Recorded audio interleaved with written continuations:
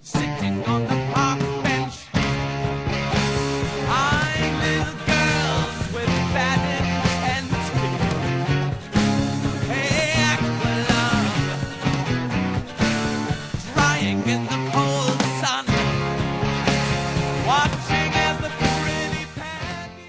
Darkwing Duck was an animated series that aired on the Disney Channel and on ABC's Disney Afternoon time block in the early 90s.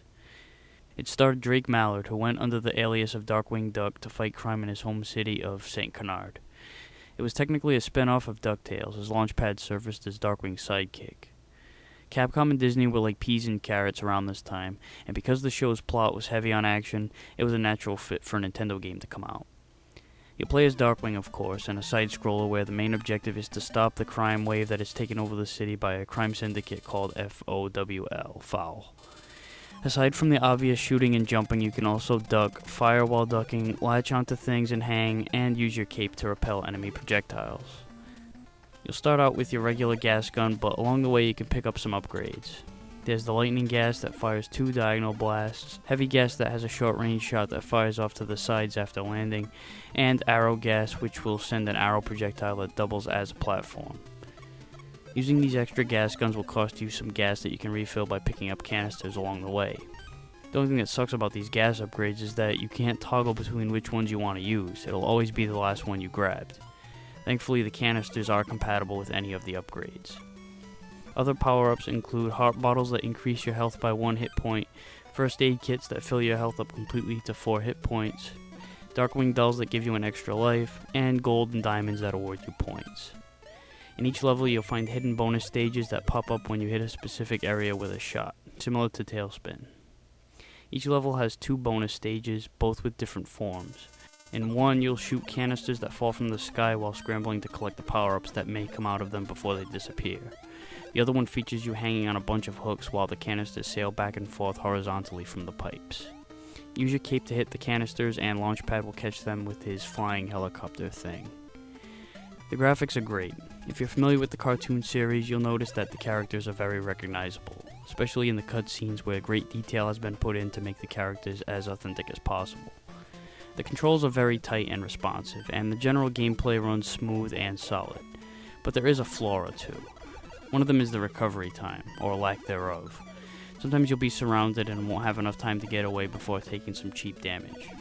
It doesn't happen often, as there aren't too many parts with large amounts of enemies, but in some cases, a couple of boss battles in particular, it can be very frustrating, especially since you can only take 4 hits. I'm also not too big into the music, although there are some decent tunes, there's not really anything that stands out as awesome. So it's a pretty mediocre soundtrack overall. They at least do let you use unlimited continues.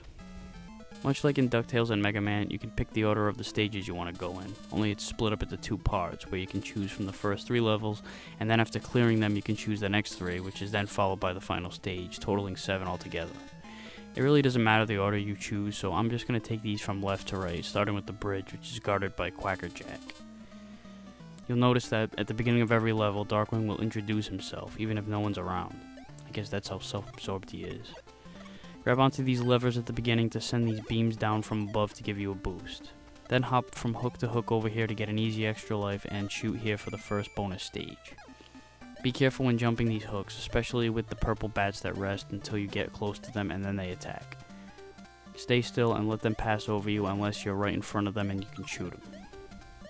You can duck down and shoot the turtles before they pop out of their shells and charge at you. Then ride these zipline things, but be sure to jump off once you reach the end or you'll plummet down a bottomless pit. Slipping down to the lower level of this wall will lead you to the second bonus stage. These green guys throw knives at you and then shield themselves right away with their cape, but you can do the same thing, so time your blocks with their lone attack and shoot while they're exposed. Grab the heavy gas here so you can drop it on this guy from above. It's a lot easier than jumping to get level with him and avoiding his shots at the same time. Soon after that is the boss Quackerjack. You'll be on 3 levels of beams, a live banana will drop deadly banana peels at you, and Quackerjack will run around aimlessly like a fucking retard. Each time you shoot him, he'll change beams and keep running, so keep your eye on the banana peels and jump onto Quackerjack's level whenever there's a safe distance between you, shoot him, and repeat the process. Remember that the banana peels are more dangerous, but you also don't want to take your eyes off of Quacker Jack and land on him by accident. The controls might take some time getting used to when making the exchange between hanging and jumping down, or just dropping to the hanging position below. You'll press down and A to slip into the hanging position below, and then press just down to drop from there. It sounds simple enough, but it's not that easy to make the transition so smoothly in a fast-paced battle when you're not used to it. So be patient, don't get frustrated, and soon enough you'll take this prick down. Another option is to use the lightning gas from diagonal directions, which will make it one less thing for you to worry about since he won't be running into you, but the aiming isn't as easy, so do whichever you're more comfortable with. The city stage is next, and Wolf Duck is responsible for the chaos there, a character I've never heard of before in my life. Right off the bat, climb into this platform to get the first bonus stage. Watch out for these assholes that pop out of the ground and shoot fire. You can get them early when their heads pop out of the ground. Also watch for banana peels that'll knock you on your ass. I guess this fruit is becoming a recurring theme. Jump on these tires to trigger them into rolling across these spikes, but you have to stand on them and run or jump with them to keep up. So keep your gun ready to shoot down enemies when you're doing this, especially right here where there are pits too. Use the arrow gas to make a platform here and hop up to get this first aid kit and the next bonus stage. This turtle is invincible to attacks unless he sneezes his shell off his body, which boomerangs back at him. Once you get close enough, he'll huff and puff about 3 times before his shell flies out, so watch for it, jump, and fire quickly, and keep going until he's dead. Pump up this green balloon and grab onto it and ride it across the pit. Once you get here, if you have the arrow gas, use it to make a platform and get the Darkwing dolls for 2 extra lives. These pudgy bastards bounce back and forth and shoot, and the only way to kill them is to hit them in the head twice. Soon after that is the boss, Wolf Duck. He'll change forms depending on whether or not the moon is covered by the clouds that swoop by. During the full moon, he'll become powerful and jump to the opposite side you're on and throw crates at you. Get as far away from him as you can and jump over the crates. You can't hurt him in this state. When he turns back to regular form, he'll run back and forth scared shitless. Jump over him and fire away. Keep this up until you finish him off. Next on the list is Liquidator in the sewers. At the beginning, jump onto the pipes and grab the arrow gas while avoiding this green guy and these parachuting eggs that resemble Sheldon from the U.S. Acres portion of the Garfield and Friends show. Shoot them down before they get to the ground to dispose of them easier. If you hang off this pipe here at the beginning, you'll find the first bonus area. When you get here, skip past the heavy gas, drop down to this nook and fire an arrow to get a boost onto this bonus route of sorts. Get the one up down here, get on this floating platform, drop underneath and hang off of it under the spikes, and jump up to ride the other one up top to the other side to get the second doll. Then jump into the huge ass pit that'll take you all the way back to the beginning of the stage, but you'll have 2 extra lives to spare.